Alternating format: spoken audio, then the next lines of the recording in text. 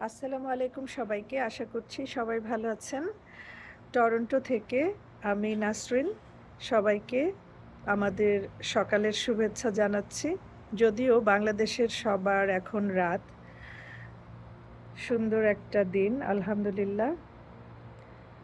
যদিও আজকে এখনো রোদ ওঠেনি কারণ গত ২ দিন বেশ বৃষ্টি হয়েছে।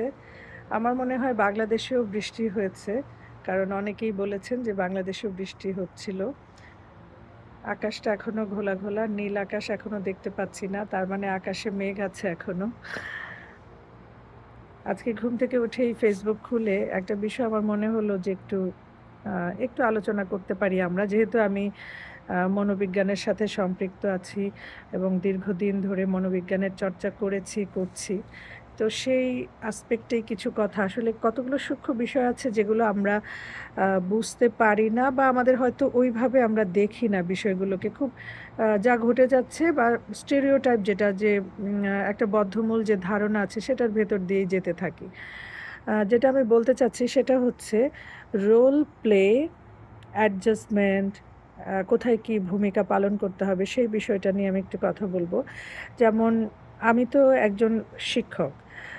তো আমার ফেসবুকের কিছু পোস্ট দেখে অনেকে বলেন যে মানে আপনি একজন শিক্ষক, আপনি কেন এরকম মানে কনটেন্ট করছেন? বা ধরেন আমি একটা গানের ভিডিও দিয়েছি, আমি গান গাইছি, আমি একটা ন্যাচারাল পরিবেশ ওখান দিয়ে হেঁটে যাচ্ছি, আমি ২ লাইন গান করছি। হয়তো ওইটা নিয়ে কমেন্ট করলেন, আ এরকম আরকি।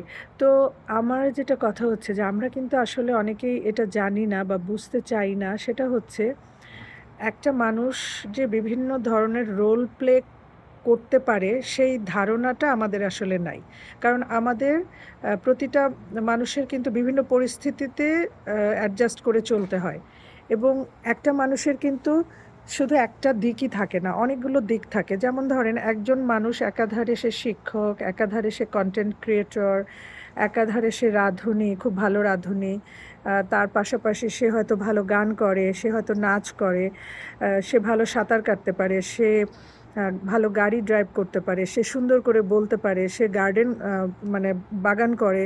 তো এই যে তার বিভিন্ন ধরনের রোলগুলো রয়েছে, সেখানে কিন্তু তার আলাদা, আলাদা করে সেই রোল সেই পরিস্থিতি যে বিভিন্ন পরিস্থিতিগুলো রয়েছে, সেখানে তার আলাদা, আলাদা করে কিন্তু একটা রোল প্লেয়িং এর ব্যাপার আছে।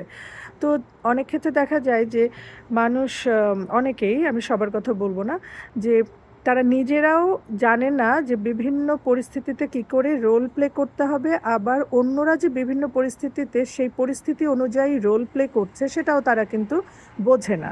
যার কারণে এই ধরনের কমেন্টস বা এই ধরনের কথা তারা বলে। এরা কিন্তু অনেক শিক্ষিত মানুষও। এমন হয়েছে যে একজন শিক্ষক, তিনি নিজে শিক্ষক হয়ে আমাকে বলছেন যে ফেসবুকের কারণে শিক্ষকের ব্যক্তিত্ব থাকে না। মানে আমার একটা গানের পোস্ট দেখে উনি এই ধরনের কমেন্ট করেছেন। তো আমার কথা হলো যে একজন শিক্ষক, সে তো ক্লাসরুমের শিক্ষক এবং সে যখন একটা স্টুডেন্টকে কিছু বোঝাবে তখন সে তার শিক্ষকের সেই ভূমিকাটা পালন করবে, সেভাবেই তাকে বোঝাবে। সেখানে নিশ্চয়ই সে গান গেয়ে তার অভিনয় করে সে বোঝাবে না। সে শিক্ষক হিসেবে তাকে যেভাবে বোঝানোর প্রয়োজন সেই ভাবেই সে বোঝাবে। যেমন আমি এখন কথা বলছি আপনাদের সঙ্গে, আমি কিন্তু এখন একজন বক্তা, আমি সেভাবেই বলছি। তো ঠিক এরকম আরকি, যখন একজন শিল্পী গান করবেন এবং সে যদি একাধারে শিক্ষক হন, সে যদি একাধারে ভালো রাঁধুনি হন, সে কিন্তু গান করার সময় সেগুলো তুলে ধরবে না। সে একজন সিঙ্গার হিসেবে অডিয়েন্সকে ধরার জন্যে বা অডিয়েন্সদের মনোযোগ আকর্ষণের জন্যে তাকে স্টেজ পারফরম্যান্স যেরকম করা প্রয়োজন বা যে ঘরোয়া পরিবেশে গান করছে সেটাকে যেভাবে উপস্থাপন করা প্রয়োজন সেভাবেই কিন্তু সে করবে। কারণ তার রোল প্লেয়িংটা হচ্ছে অ্যাজ এ সিঙ্গার। আর যখন একজন শিক্ষক সে ক্লাসরুমে ক্লাস নিচ্ছে তখন কিন্তু তার ভাবমূর্তিটা শিক্ষকের মতো হবে। এখন ব্যাপার হচ্ছে আমরা একটা স্টেরিওটাইপের ভেতর দিয়ে যাই যে উনি একজন ডাক্তার, উনি একজন শিক্ষক, উনি কেন এরকম করছে? তো এটা তো আপনার বুঝতে হবে যে সে একজন কনটেন্ট ক্রিয়েটর। সে তো একটা কনটেন্ট ক্রিয়েট করছে। সে তো এখানে শিক্ষকতা করছে না। সে একটা গানের প্রেজেন্ট করছে বা সে একটা অভিনয় প্রেজেন্ট করছে। তাকে সেই অনুযায়ী রোলটা করতে হবে। আমি যদি আমি একটা বড় প্ল্যাটফর্ম চাই, আমি অনেক অডিয়েন্স চাই, আমি চাই আমার অনেক ফলোয়ার হোক। আর আমি যদি একটা কনটেন্ট করি, গানের কনটেন্ট, এবং সেখানে একটা ভাবমূর্তি নিয়ে গান গাইছি অ্যাজ এ আমি একদম টিচার ভাব নিয়ে, আমার গান কি কেউ শুনবে? নিশ্চয়ই না। আমার প্রেজেন্টেশনটাই তো পারফেক্ট হবে না। সো এইটা কিন্তু আপনারা অনেকে বুঝতে পারেন না। আবার অনেকে কিন্তু নিজেও সেই রোলটা প্লে করতে পারেন না। তিনি একজন শিক্ষক, তো বাসায় তো যেখানে যাচ্ছে সেখানেই সেই শিক্ষকের ভাবমূর্তি নিয়ে থাকছে। সেরকম হলে কিন্তু আপনি সবার কাছে আ মনোযোগ পাবেন না এবং আপনাকে সবাই ওই একটা শিক্ষক, গম্ভীর ভাবমূর্তি নেওয়া ওরকমই একজন মনে করবে। তো একজন শিক্ষক ফ্রেন্ডলি হয়, একজন শিক্ষক হাসিখুশি হতে পারে। আমি সেরকম একজন শিক্ষক। তো আমি যেটা বলতে চাইছি যে, আপনি নিজেও কোথায় কি রোল প্লে করবেন সেটা কিন্তু সেই উপযুক্ত সেই সেই আ জায়গাটায় যে জায়গায় আপনি রোল প্লে করছেন, যে পরিস্থিতিতে সেইরকম রোলটা প্লে করছেন কিনা সেটা খেয়াল করতে হবে এবং অন্য একজনকে যখন জাজ করছেন তখন তিনি আ কোন পরিস্থিতিতে কি রোল প্লে করছে সেটা একটু খেয়াল করতে হবে। তো এটাই আমার বলার বিষয়। এখানে অনেক সাউন্ড হচ্ছে। আমার মনে হয় আর শুনতে পাবেন না।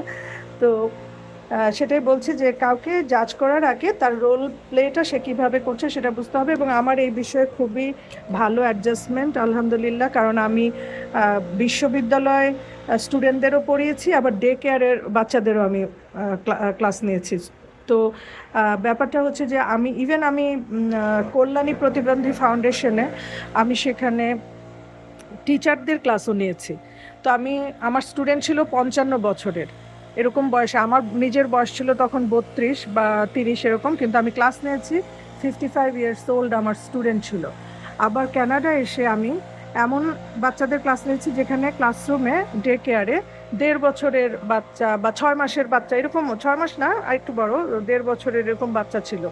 তো ওদের সঙ্গেও কিন্তু আমি রোল প্লে করেছি, অ্যাডজাস্ট করেছি। ওই বাচ্চাগুলো কিন্তু আমাকে খুব পছন্দ করতো। আবার আমার ৫৫ বছরের স্টুডেন্টরাও কিন্তু আমার ওখানে ওদের সঙ্গে আমি যেভাবে ক্লাস নিয়েছি পছন্দ করতো। এখন আমি যদি বাচ্চাদের যখন আমি ডিল করছি, ছোট ডে কেয়ারে যখন আমি কাজ করছি, তখন যদি আমি বড়দের সঙ্গে যেভাবে ক্লাস নেই, সেভাবে নেই, আমার বাচ্চারা কি আমাকে পছন্দ করবে না? আর এখানে আমরা যখন ডে কেয়ারের কোর্স করেছি, তখন কিন্তু আমরা পড়াশোনা করেছি, তখন কিন্তু আমাদের এগুলো শিখিয়েছে যে একটা ডে কেয়ারে গিয়ে কিন্তু আমাকে ওই ভাবমূর্তিটা নিতে হবে, বাচ্চাদের সঙ্গে ফ্রেন্ডলি হয়ে তাদের রাইমস শোনানো, তাদেরকে প্রয়োজনে একটু ডান্স করে দেখানো, তারপর তাদের সঙ্গে গান করা।